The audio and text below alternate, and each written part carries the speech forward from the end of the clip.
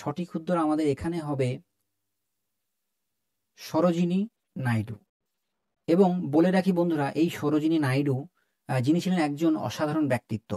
তিনি 1925 সালে ভারতীয় জাতীয় কংগ্রেসের সভাপতি নির্বাচিত হন এবং ইনাকে ভারতীয় নাইটিঙ্গেল বা ভারতের কোকিল বলা হতো। এবং ইনি কি ছিলেন, ইনার জন্ম হয়েছিল তোমার 13 ফেব। তো আশা করছি এই অ্যাডিশনাল ইনফরমেশনগুলো তোমাদের সাহায্য করবে।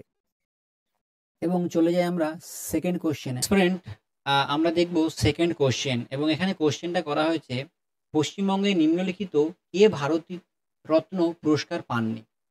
দেখো বন্ধুরা, এখানে ট্রিকি কোশ্চেন, যেখানে ম্যাক্সিমাম জায়গায় জিজ্ঞেস করা হয় যে কে পেয়েছেন, কিন্তু এখানে জিজ্ঞেস করেছে কে পাননি।